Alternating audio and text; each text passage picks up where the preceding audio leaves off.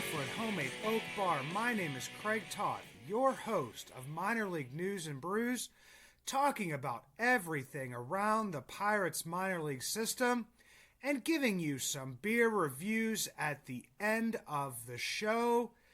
There's something that I not really want to talk about today, but I feel like I have to talk about just because it's the narrative that just won't die.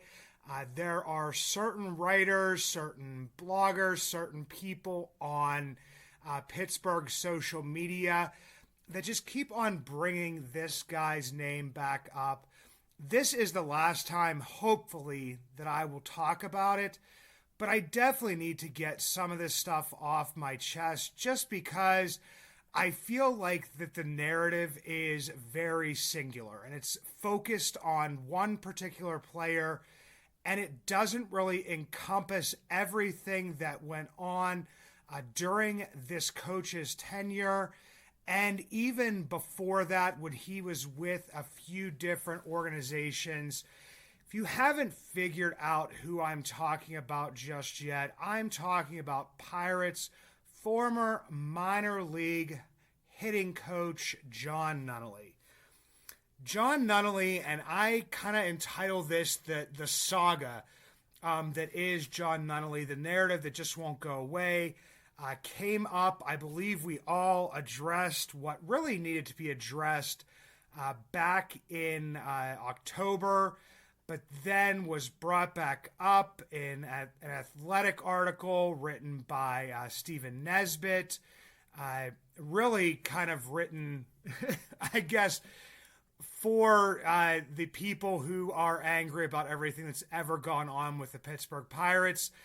Not a lot of new information in there, maybe new to some, but not new to all of us, and just brought up a lot of bad feelings again. So getting into, the whole Jon Nunnally thing. Most of this stems from his time in the alternate site with Ke'Bryan Hayes, and then also this past season when he was working with Ke'Bryan Hayes during an entire month when he was injured, and then going into the end of the season. And for people, I've brought this up a million times, is that part of this narrative that had already gotten lost was the 855 OPS that Ke'Bryan Hayes had in the month of June prior to his injury and prior to working with Jon Nunnally last season. Comes back out in August, does have the 956 OPS, but then in September and October drops down to a very reasonable and still good 799 OPS. So even while he's working with Nunnally, some of those numbers back off into a little bit of not, in the stratosphere of ranges, but a more normal and very acceptable range for Ke'Bryan Hayes. He worked with him at the 2020 alternate site in Altoona. Ke'Bryan Hayes had that Ted Williams month, 95 plate appearances / 376, 442, and 682, good for a 1.124 OPS, 5 home runs, hitting the ball all over the place, and just giving Pirates fans the hope of what he could be and would be in the future. We've seen, once again, months like that, but haven't seen that put together for large stretches. But I kind of want to go back to Jon Nunnally's entire tenure with the Pittsburgh Pirates, and then I'm going to take you back to a lot of people probably don't even really remember this.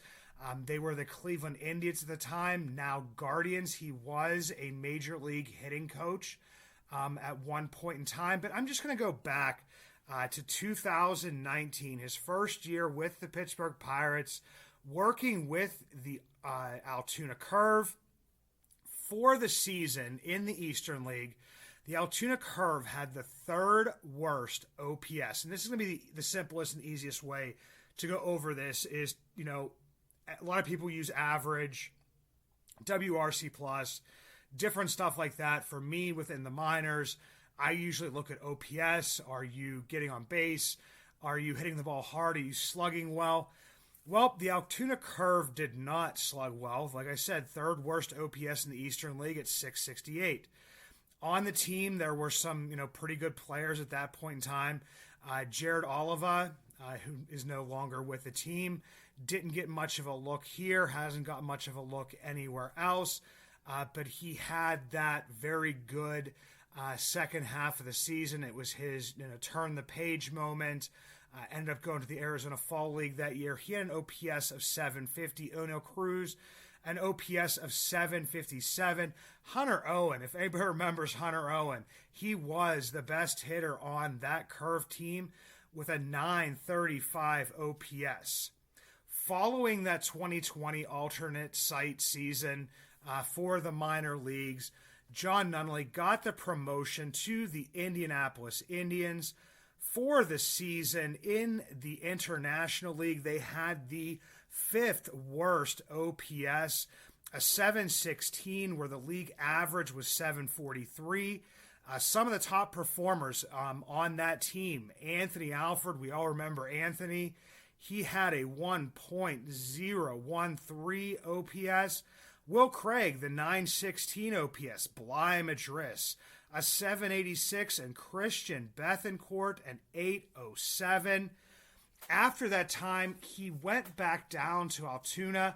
I believe that the way that it was kind of explained was to help players with that difficult jump.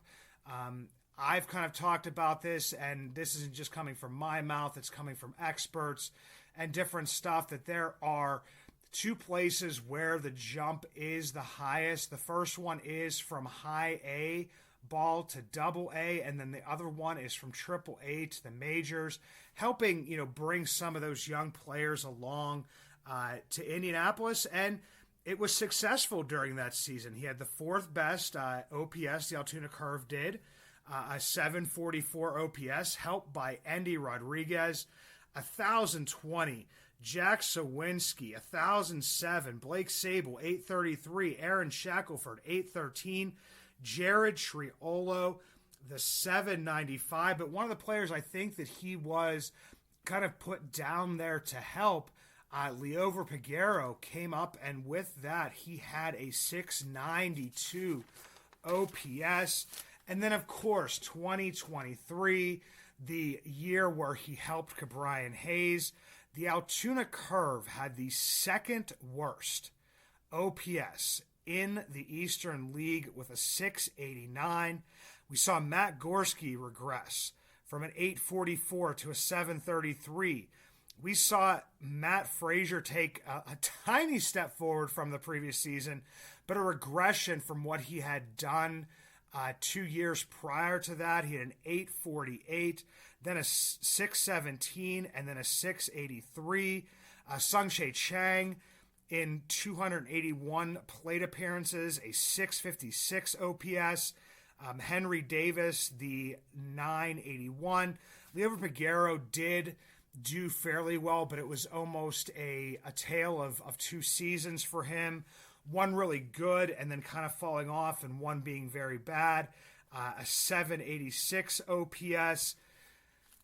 This is the reason, and I feel like the main reason why Jon Nunnally was let go at the end of the season. A lot of people will say it was because of the Ke'Bryan Hayes stuff. If it was because of the Ke'Bryan Hayes stuff, it wasn't, in my eyes, as much of him helping Ke'Bryan Hayes as to what the narrative around the situation was. Some, people on the outside talking to and saying that Jon Nunnally should be the major league coach because of his help with Ke'Bryan Hayes. During that time, Chris and myself had even talked about, Jon Nunnally being brought on to the major league staff, because we basically equated it to a football team that you have the offensive coordinator, but then you have like the line coach, the wide receivers coach, the quarterback coach, the everything coach. I mean, there's like just so many different coaches. So and it wouldn't really cost that much, especially if it would be able to help one of your pieces who is, a very significant part, or should be a very significant part of what your future would be in Ke'Bryan Hayes. So, that's kind of where I go, but I also want to take people back because I don't think a lot of people pretty much know Jon Nunnally as the Altoona Curve hitting coach who helped Ke'Bryan Hayes, but they don't know the history of his coaching tenure, which he kind of, came onto the scene in 2010 with the Indians, as I mentioned, now the Guardians. For the year, the team had a 96 OPS plus, which was a 700 OPS for that. 16th in baseball, so pretty much, kind of right towards the middle. And what a lot of people don't know is that he was fired from his position in the middle of the season the next year with the Indians, now Guardians, on June 19th, 2021, because the team wasn't getting, or he wasn't getting as much out of the team as he possibly could. The team was performing well, but that was mostly because of the pitching, wasn't really because of the hitting. The team ended up being around 10th in OPS plus that year, but took a little bit of a jump up after Jon Nunnally was gone. After that, he goes to the Buffalo Bisons in 2013. They have the number one offense in their league that year, a 736 OPS, with players like Jose Reyes, Kevin Pillar, and a 29-year-old Andy LaRoche. He goes to the New Hampshire Fisher Cats the next season after that, because they kind of like bump him back down to try to get him to help the younger players again. They have the worst OPS in the league that year at a 685 OPS. He is subsequently fired from the Toronto Blue Jays organization, and then latches on with the Red Sox in 2015 with the Salem Red Sox. They have a 687 OPS, one of the worst in the league again that year. And then he goes to the Portland Sea Dogs, and they have the fifth highest OPS of a 718 with the likes of Andrew Benintendi, Yoan Moncada, Cody Decker, Mauricio Dubon. A lot of really good players, and they are, fifth in the league in OPS. So this is where, to me, this isn't the first time that Jon Nunnally's been fired. And as we know right now, he has not attached anywhere as a coach, because it would have been shoved down our throats by certain media members and certain bloggers and certain people on the Pirates social media things. And this is something that just kind of fires me up, just because, number one, the whole narrative wasn't out there as to what his performance was like, what his performance has been like throughout his coaching career. And then just the other piece of it is that he's gone. It's not going to change. You can continue to bring that back up. And yes, I know that the offense is absolutely struggling right now with Ben Cherington's plan. Everyone will say it's Andy Haynes' plan. It's Ben Cherington's plan. It should be clear as day with the analytics and everything that goes into it, and the lefty-righty matchups, and playing, certain matchups a certain way. And the approach at the plate, which is a very similar approach that was used by Eckstein prior to Andy Haynes being hired. Hiring Andy Haynes because it's something that he was implementing in Milwaukee. And yes, that he was fired from that, but they didn't even really look at that way. They looked at a guy who could bring and who could, use that type of thing in conjunction, or, to be able to put it to the players, maybe in a different way, a different light. But it's the same plan. So, I get bringing that name back up again because it gets you a couple more clicks. And you could say that I'm doing the same thing here talking about it. But for me, I just want like the entire narrative to be out there and then to be done talking about it. Because like I said, he's gone.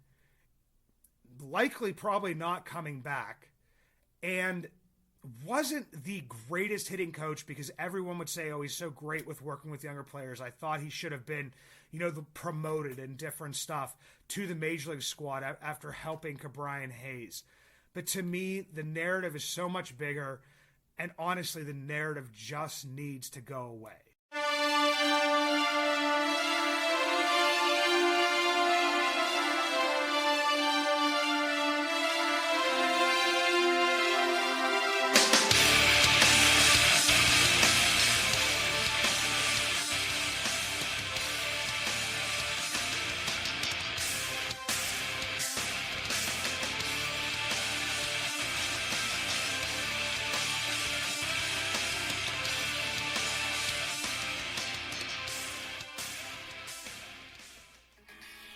Are you a fan of the Pittsburgh Pirates and supporting small businesses? If so, Bucs in the Basement has you covered.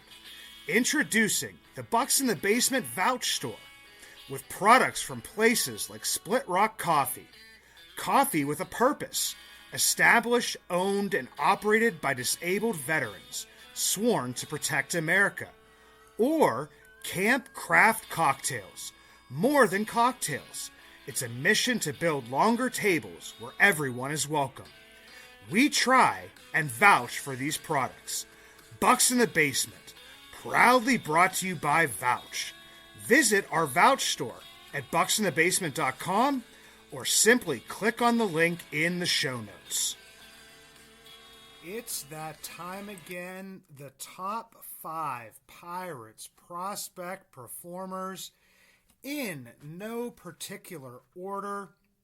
Number 1, Braxton Ashcraft, the 2018 second round pick of the Pirates out of Robinson High School in Texas. And as everyone knows, he was added to the 40-man during this past offseason. But what you might not know, unless you read some stuff on him, I believe it was maybe Alex Stumpf who wrote the article during spring training. Might have been Andrew Destin. I'm not exactly sure. Jason Mackey, one of those. He was drafted. The next year, he dislocated his non-throwing shoulder in 2019. In 2020, he had knee surgery. In 2021, he had Tommy John. Came back in 2023, pitched 52 2/3 innings to the tune of a 2.39 ERA, a 1.082 whip, which actually got even better and down below 1 in his limited work in Altoona. Back in Altoona this year, got to see him on the Altoona Curve home opener. Did not pitch that great during that game, but his stats, especially the ones I really look at, are looking good so far in 2024. Through 32 1/3 innings, he has a 1.175 whip. The 4.18 ERA is kind of being affected by the first few starts where he was really struggling. Over his last 2 starts, 12 innings pitched, 15 Ks, 3 base on balls, 0 earned runs, good for a 0.75 whip, which includes his most recent start on May 14th, where he went 7 innings and struck out 10, looking very strong. But this is something that I talked about during the most recent episode of Bucs in the Basement, which came out on Wednesday. Go back and listen to that. I had Charlie Franson from the Bucko Fever Pod at Bucko Fever Pod on and discussed the innings limit or the innings crunch that would be on Braxton Ashcraft. Just because, you see the extensive injury history, and then you look at him pitching below 53 innings last year, you probably would be looking at somewhere around 100 innings this year. Could see him possibly moved to the developmental list at some point in time. Maybe there would be a little bit of an IL quote-unquote rest stint during that point in time to maybe get him to the end of the season. If he were to be called up by the Pittsburgh Pirates at any point during the season, I could really see that being in a spot start role, or maybe even more likely a long relief or a bullpen role. His stuff definitely would play with that. So, I mean, Braxton Ashcraft looking really good. Sticking in Altoona, number 2 is Sean Sullivan, double S. He has a 3.12 ERA, a 1.125 whip, 27 strikeouts, does have the 10 walks. Last year in Altoona, numbers looked pretty good there as well. 113 innings pitched, 97 strikeouts to 38 walks, a 3.88 ERA, a 1.267 whip. I do know that this is somebody that our good friend Anthony Murphy over at Bucs on Deck, the Substack, follow him as well at _Murphy88. That's the _Murphy and the double eights there. Somebody who he has been really high on, as well as his partner in crime, Jeff Reed at Nola Jeffy, Nola at Nola Jeffy. Sean Sullivan pitching really well. When I said another Altoona pitcher, I'm guessing that you were probably thinking of Solomito or Chandler. But right now in Altoona, it seems to be the Ashcraft and Sullivan show. Number 3 on this list before Charles McAdoo, down in Greensboro. And the one thing that I will say about McAdoo is we think about all these second base prospects. He's a second baseman, left fielder. The size that we talk about with them, and we always assume that all of them are under 6 feet, some of them 5'10", some of them under 5'7", but McAdoo is 6'1", 210 pounds. Not extremely large guy, but not a small guy either. Continuing to hit well down in Greensboro, slashing 308, 381, 539. Good for the 919 OPS, 6 home runs. Does have a little bit strikeouts above 20% at 20.9. Walks, which I usually like to see up above 10%, sitting at 9% right now. But the weighted on base percentage is 419, which would really, kind of bring that up just a little bit. So you would be seeing, that a little bit higher. And the 160 WRC plus, staying in Greensboro. And I could have went easy here again. I could have went with Hunter Barco.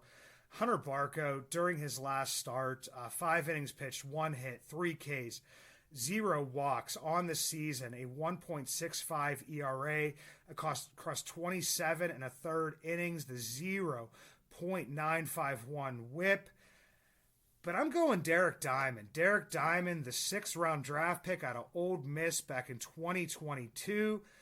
So far on the season, very limited work. 18 innings pitched, 17 Ks, the 1.111 whip, 250 ERA, 17 Ks, 1 walk, as I said, and then on 5/16, his most recent start, 5 innings pitched, 3 hits, 0 earned runs, 5 Ks, 0 walks. Last 2 starts, 9 innings pitched, 7 hits, 0 earned run, 9 Ks, and 1 walk. The man has 1 walk on the season so far in 18 innings. And then finally, number 5, Eddie Rodriguez, not Endy. Eddie Rodriguez, this is a guy that in our Pirates prospect fantasy draft was on my team, went to the IL at the beginning of the season. I've brought him back, and he's been giving me some pretty good results here. Eddie Rodriguez is one of those guys who has the NA next to his bonus signing, the international signing, basically meaning he received $10,000 or less in 67 plate appearances, slashing 286, 379, 357. Good for, it's not great right now, but it is a 736 OPS, 4 doubles, 16 Ks, 9 walks. I believe that the power will come around even more. Did have 4 home runs in 159 plate appearances in the FCL last year. Looking really good. The entire Bradenton Marauders hitters looking exceptional at this point in time after getting off to a rough start. But those are your Pirates' top 5 prospect performers. And I'm hoping that some of these other guys pick it up because I don't want to be doing a lot of repeats this season. A pitcher of beer, a pitcher of beer, let's order another pitcher of beer. That pitcher of beer should come over here. I love that pitcher of beer. I've got a couple more weeks of beers kind of on the shelf here this week and next week leading into the holiday weekend. From my brother-in-law / buddies baseball trip, came to Pittsburgh this year. We started off the weekend at Allegheny City Brewing. Allegheny City is one of my favorites, if not my favorite brewery in Pittsburgh. Was about a 5, maybe 6-minute walk from the Airbnb that we were staying at. The first beer I had on the weekend is the Old One Flip Cup Cream Ale. I'm a sucker for a cream ale, coming in at 4.9%. Give that one a 475. Knock it down to 425. Next up was the Oceanic IPA, coming in at 6.6% ABV. That's a great hazy IPA. Give that one a 475. Knock it down to 425. And the beer of the weekend, the Duck Derby Light Lager. Not only did we have the Duck Derby Light Lager, we signed up for the Duck Derby. We went to the Duck Derby. Our duck did not win in the Duck Derby, but we jokingly said that we should now not have a brother-in-law / buddies baseball weekend. We should have a Duck Derby weekend. But the Allegheny City Duck Derby Light Lager made for the Duck Derby. Give that one a 450, knock it down to 400. And then as we were kind of like getting ready for the Pirates game on Saturday, we stopped in at Late Edition Brewing Company, formerly 412 Brewing, and we drank Get in the Clown Car, a hazy IPA, coming in at 6.8%. Give that one a 425.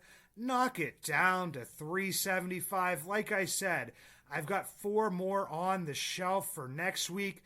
I'm either going to have to start drinking some beer here pretty soon, or maybe going over to my favorite beer distributor over at Creekside Beer. Maybe they can do some beer reviews for me here coming up. But until next time, let's go Indians. Let's go Curve. Let's go Hoppers. Let's go Bradenton Marauders. And let's go FCL Pirates.